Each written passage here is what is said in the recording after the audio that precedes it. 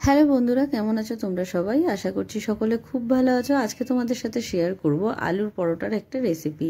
তো এর জন্য আমি দেখো সবার প্রথমে আলুগুলোকে বয়েল হতে দেব। তো এখানে আমি দুটো বড় সাইজের আলু নিয়েছি আর দেবো সামান্য লবণ আর একটু জল দিয়ে আমি আলুটাকে সেদ্ধ হতে দেবো। আলুটা সেদ্ধ হতে হতে আমি এখানে আটার একটা টাইট ডো তৈরি করে নেব। হ্যাঁ, আমি এখানে আটা ব্যবহার করছি, তোমরা চাইলে ময়দাও ব্যবহার করতে পারো। তো দেখো আমি এখানে 500 থেকে 700 গ্রাম মতো আটা নিয়েছি আর দিয়ে দিলাম জল, সামান্য লবণ আর সাদা তেল 1 চামচ। তো দেখো আমি এটাকে একটু শক্ত করে মেখে নিয়েছি। এটা একদম সফট করে মাখলে হবে না। তো এবার মশলাপাতিগুলো দেখে নাও। এখানে নিয়েছি প্রায় আধা চামচ মতো জিরের গুঁড়ো, আধা চামচ লঙ্কার গুঁড়ো, ধনের গুঁড়ো আর নিয়েছি সামান্য হিং আর গোটা গরম মশলা গুঁড়ো করে নিয়েছি সামান্য চিনি, লবণ আর কিছুটা ধনেপাতা, যেটা আমি পরে কুচিয়ে দেব। এবার দেখো আলুটা সেদ্ধ হয়ে গেলে আমি সবার প্রথমে আলুটাকে এইভাবে স্ম্যাশ করে নেব, একদম হালকা হাতে, একদম যে ভীষণ ভালোভাবে করতে হবে তা না। এরপর আমি সমস্ত মশলাপাতি দিয়ে আলুটাকে এইভাবে মাখিয়ে নেব।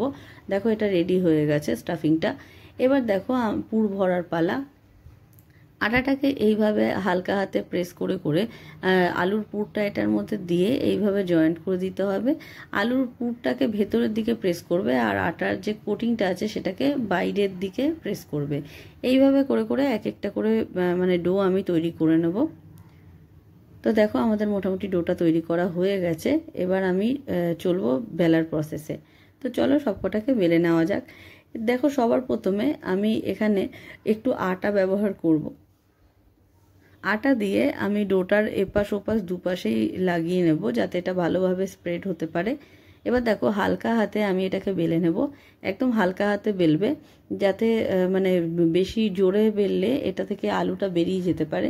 একদম হালকা হাতে এইভাবে হালকা করে বেলবে।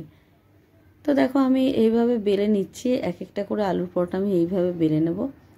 অনেকে আলুর পরোটাতে পেঁয়াজ দেয়, কিন্তু আমি এখানে পেঁয়াজ ছাড়াই ব্যবহার করেছি। আমার কাছে কসুরি মেথি ছিল না, যদি তোমাদের কাছে থাকে তাহলে ব্যবহার করো, ওটাতে টেস্ট আরও ভালো আসে।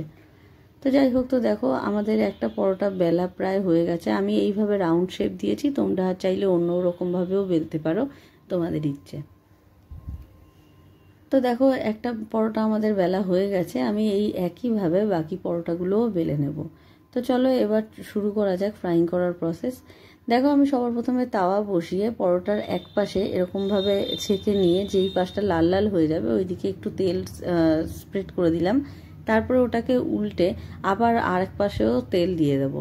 এইভাবে আমি একটা একটা করে পরোটা বেলে নেব।